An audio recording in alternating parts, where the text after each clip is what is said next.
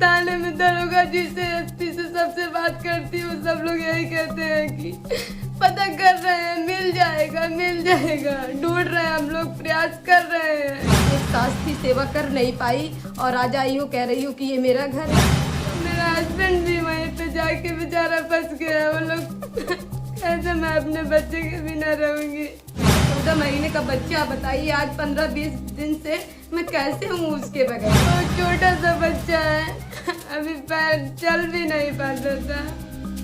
बताइए उसके बिना हम कैसे। मेरा बच्चा मुझको नहीं मिला तो मैं जाऊंगी, मैं नहीं रहूंगी, नहीं रहेंगे क्योंकि मैं कैसे हूँ अपने बच्चे के बगैर। नमस्कार, मैं हूं विजय और आप देख रहे हैं टीवी 24 एक्सप्रेस। इस वक्त मौजूद हम उत्तर प्रदेश के जौनपुर जिले में और आपको एक ऐसी स्टोरी बताने जा रहे हैं जिसको सुनने के बाद आप खुद हैरान हो जाएंगे कि आप हमारे साथ आप देखेंगे एक महिला बैठी हुई हैं। इनकी शादी लगभग 2 साल हो गए, मतलब 2024 में इनकी शादी हो गई है और इनकी शादी हुई है यूपी के आजमगढ़ जिले में। और शादी होने के बाद अभी ये अकेले रह रही हैं और वो भी वहाँ नहीं रह रही हैं, आप वापस अपने घर पे आ गई हैं जौनपुर जिले में।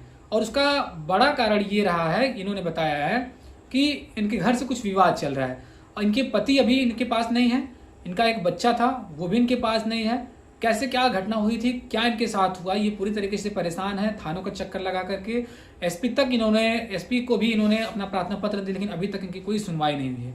इनसे बातचीत करते हैं और जानने का प्रयास करते हैं ये पूरी घटना क्या थी, कैसे क्या हुआ है, क्यों ये चक्कर काट रही है थानों का और प्रशासन का, अभी तक इनकी सुनवाई क्यों नहीं हो रही है। क्या नाम आपका है? जी, मेरा नाम कीचा श्रीवास्तव है। अच्छा, ये क्या मामला आपका है, कैसे कैसे क्या हुआ, तो पूरी बात बताइए। शादी आपकी कब हुई? जी, मेरी शादी 2024 में हुई थी। 2024 में हुई जी। तो क्या हुआ 2024 शादी होने के बाद फिर क्या हुआ? जी, शादी होने के बाद सब कुछ ठीक चल रहा था, लेकिन हमारी ननद और नंदोई और चचेरे ससुर सब लोग बहुत अच्छे से पहले रखते थे, लेकिन कुछ समय बाद हमको प्रसाद करने लगे। शादी कहाँ पे हुई थी? शादी हुई थी बिलरियागंज थाना हाँ। और मदनापार गांव में। अच्छा, तो ये क्यों ऐसा लोग कर रहे थे, प्रताड़ित कर रहे थे क्या? क्योंकि वो जैसा चाहते थे हम वैसा नहीं कर सकते थे। क्या वो लोग चाहते थे, आप नहीं कर पा रहे थे?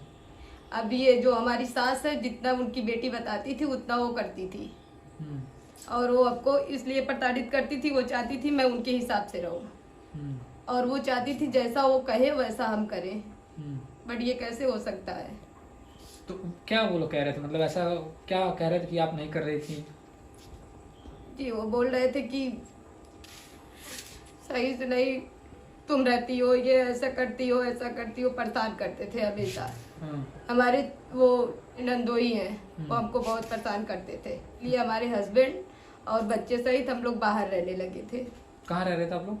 हम लोग बंधन बैंक के बगल में रहते थे, महाराजगंज रोड पे। अच्छा जी। तो फिर क्या हुआ, कैसे क्या हो गया? जी, मैं वहाँ बहुत अच्छे से अपने हस्बैंड बच्चे के साथ रह रही थी, लेकिन कुछ समय पहले 15 नवंबर को वो मकान मालिक से मिलने गए थे किराया देने के लिए और उसके बाद वहाँ कुछ मिनट बात की है और उनसे बोले कि हम जा रहे हैं मार्केट और मार्केट चले गए। फिर अभी तक वापस लौट के नहीं आए। फिर इधर उधर मैं पता की तो कहीं पता नहीं चला। फिर थाने बिलरियागंज में हम जाके रिपोर्ट दर्ज किए तो उसके बाद रिपोर्ट दर्ज किए, हर जगह इधर उधर गए, लेकिन कुछ भी अभी तक पता नहीं चला है। फिर उसके बाद क्या हुआ, फिर उसके बाद मैं अपने ससुराल गई, वहाँ ताला लगा था। ताला तोड़ के हम अंदर घुस गए थे, अपने पापा के साथ गए थे, लेकिन वहाँ से हमें मेरे ननद नंदोई आके मुझे घर से बाहर कर देते हैं, जो कि सामान आज तक बाहर पड़ा है। 16 तारीख से अभी तक वहीं बाहर ही पड़ा है। उसके बाद हमको बहुत प्रताड़ित करती हैं, उल्टा पल्टा मुझे बोलती हैं, मेरे पापा को बोले, हमारे नंदोई हैं, बहुत हमारे पापा को बहुत ज्यादा उल्टा पल्टा बोले। धीरे धीरे करके गांव वाले सब इकट्ठा हो गए। गांव वाले भी हमको उल्टा पल्टा कहने लगे कि तुम यहाँ क्या लेने आई हो, यहाँ क्या है। एक सास थी, सेवा कर नहीं पाई और आज आई हो कह रही हो कि ये मेरा घर है। उस समय कहाँ थी जब सास तुम्हारी बीमार थी? तो मैं सास को अपने साथ ले जा रही थी, लेकिन सास मेरे साथ नहीं गई। वो बोली कि कोई कहीं नहीं जाएगा। मेरे हस्बैंड इसके बारे में पूछे भी थे, लेकिन वो नहीं गई। जब नहीं गई तो हम क्या करते, मैं अपने साथ ले जाने के लिए तैयार थी, लेकिन हमारे ननद नंदोई ये कहते हैं कि मैं अपने सास को परेशान करती थी। वो खुद ही अपने बेटी के कहने में जितना बेटी कहती थी उतना मेरी सास करती थी और मुझे परेशान करती थी। और जो हमारे हस्बैंड, जो आज सब लोग कह रहे हैं कि हम लोग मतलब हस्बैंड गया है बीवी की वजह से झगड़ा उगड़ा हुआ है, ऐसा कोई बात नहीं है, ऐसी कोई बात नहीं है।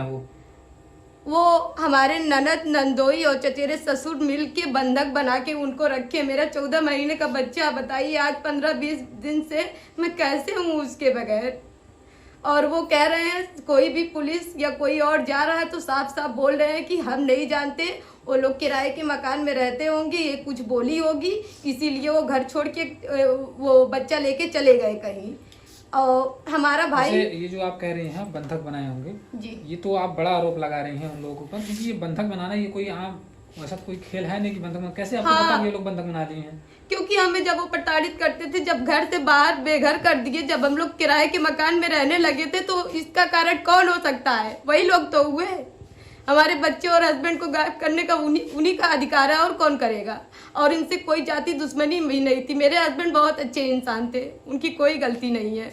और उसके बाद हमारे चचेरे ससुर हमारे भाई के पास फोन करके कहते हैं कि वहाँ से सामान हटा लीजिए। बताइए, मेरे ही घर से मेरा चचेरा ससुर कौन होता है सामान हटाने वाला? और मेरे ननद नंदोई ताला लगा के चले गए। प्रशासन गई भी, देख के आई भी, लेकिन अभी तक कुछ भी समझ में नहीं आ रहा है। और हमारे हस्बैंड बच्चे का अभी कुछ भी पता नहीं चला। बताइए, 15-20 दिन हो गया, मेरा बच्चा कैसे होगा एक माँ के बिना? 14 महीने का मेरा बच्चा है, मैं उसके बगैर कैसे रहूंगी? मेरा हस्बैंड भी वहीं पे जाके बेचारा फंस गया। वो लोग कैसे मैं अपने बच्चे के बिना रहूंगी?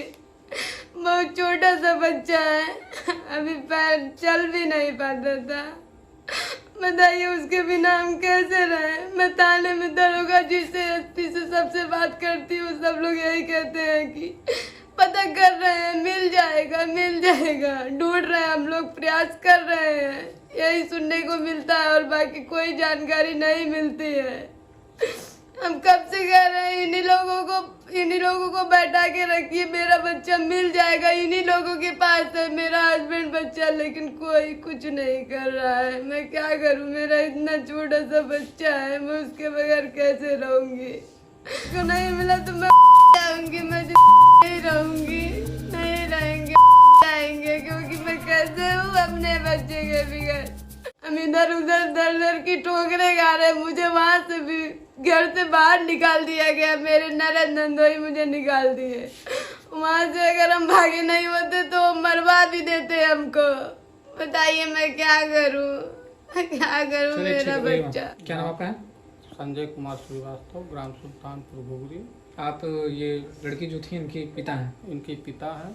कैसे क्या हुआ था? जब शादी होती है तो आपको पता होगा कि अच्छे से दिखवा होता है, सारी चीज़ों को पता होता है, लोग पता करते हैं बैकग्राउंड के बारे में, और शादी होने के बाद इस तरीके से क्या है, ये कैसे क्या हुआ?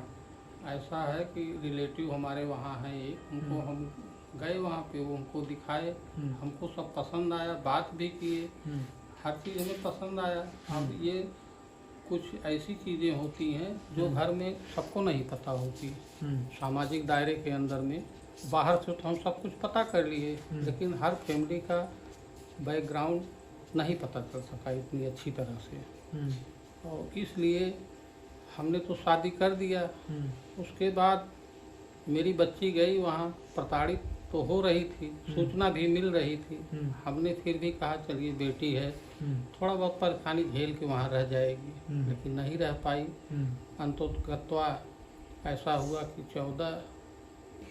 15 तारीख को ये अपने मकान के किराए में रह रही थी। इसका बच्चा और इसका पति लेके गए टहलाने के लिए, कुछ सामान लेने के लिए, और यहाँ चौराहा पड़ता है नई चौक में, बिलरियागंज, वहीं से गायब हो गई। और उसके बाद पुलिस में गुमशुदगी की रिपोर्ट भी करा दी गई। ये बच्ची करा दी, हम तो थे ही नहीं। गुमशुदगी रिपोर्ट दर्ज है? हाँ, दर्ज है, लेकिन हम तो थे ही नहीं। उसके बाद फिर ये वहाँ देखा गया तो फिर जब इसका पति चला गया, बच्चा चला गया, तो हमने वहाँ थाने पे गए, तो पूछे, तो वहाँ बैठे थे लोग, कहे भाई देखिए आपका घर है, इसका तो घर है, घर में कुछ भी आदमी कर सकता है, ताला बंद था, तो भाई अपने घर में कोई तोड़े फोड़े कोई मत, उसकी जिम्मेदारी नहीं होती। तो इस हैसियत से तो वो अपना ताला तोड़ के अंदर गई, सामान भी रख दिया। तो प्रशासन से भी हमने कहा, हर चीज़ का। अब तो अभी आप लोग क्या मांग कर रहे हैं? अभी हम ये मांग कर रहे हैं हमारा बच्चा और कि हस्बैंड इसका मिल जाए। बच्चा और पति सही सलामत वापस। मिल जाए और प्रशासन इसको चाहे जहाँ से ढूंढ कर दे, उसकी जिम्मेदारी बनती है। लेकिन आज तक प्रशासन हमें गुमराह ही कर रही है, हर समय आप सांत्वना देती है, लेकिन कार्रवाई के नाम पे कुछ नहीं है। ठीक, तो आपने देखा, हमने इनसे बातचीत की, ये लड़की के पिता थे और दोनों लोग परेशान। आपने देखा एक महिला अपने बच्चे के लिए कितना तड़प रही थी, कितना रो रही थी, ये हम बयान नहीं कर पाएंगे, आप खुद तस्वीरें देख सकते हैं। और आपको बता दें जानकारी के लिए कि लगभग इतने दिन बीत जाने के बाद भी अभी तक किसी प्रकार का पुलिस की तरफ से ये लोग संतुष्ट नहीं हो पाएंगे कि पुलिस की तरफ से कुछ ऐसा एक्शन किया गया हो या किसी प्रकार की बरामदगी की गई हो, ऐसा कुछ नहीं हुआ है। मामला क्या है, पूरा का पूरा जो मामला है वो जांच का विषय बना हुआ है। ये थाना पड़ता है बिलरियागंज, जो कि उत्तर प्रदेश के आजमगढ़ जनपद के अंतर्गत पड़ता है। अब ये पूरी घटना होने के बावजूद ये अपने यहाँ पे आके रह रही हैं और भगा दिया। वहां से ये इनका ये कहना है कि भगा दिया गया है। अब ये देखने वाली बात होगी कि जो संबंधित पुलिसकर्मी हैं, बड़े सवाल उन लोगों के ऊपर खड़े हो रहे हैं कि ये लोग जब इतना सारा कुछ हो जाने के बाद एक महिला का पति गायब हो जाता है और 14 महीने का बच्चा गायब हो जाता है और बरामद नहीं कर सकी, तो आखिर ये कब तक ये दर दर किसके पास जाएंगी? ये महिला कहाँ तक ये ठोकरें खाते हुए एक महिला कहाँ तक जा सकती है? कभी एसपी के यहाँ जाती है महिला, कभी थाने पे जाती है। अभी ये इनका कहना है कि हम अपने वहाँ नहीं जा सकते क्योंकि हमें डर लगता है, धमकियाँ मिलती हैं, तमाम सारी चीज़ें इन्होंने आरोप लगाया है। फिलहाल अब देखने वाली बात होगी इस खबर के चलने के बाद, क्या ये प्रशासन जो हरकत में आता है, क्या इस महिला की जो कहानी है इस पर गौर किया जाता है, क्या सुना जाता है, क्या इस पर एक्शन में पुलिस आती है, क्या बच्चे को बरामद किया जाता है, क्या इनके हस्बैंड को बरामद किया जाता है, बड़ा सवाल है। वीडियो कहाँ से देख रहे हैं हमें जरूर बताइएगा। इस वीडियो को ज़्यादा से ज़्यादा शेयर करिए ताकि इनकी जो दास्तान है प्रशासन सुने और इस पर जल्द से जल्द बड़ा एक्शन हो। फिलहाल इस खबर बस इतना। इस खबर से जुड़ी कोई अन्य अपडेट आती है तो आपको हम बताते हैं।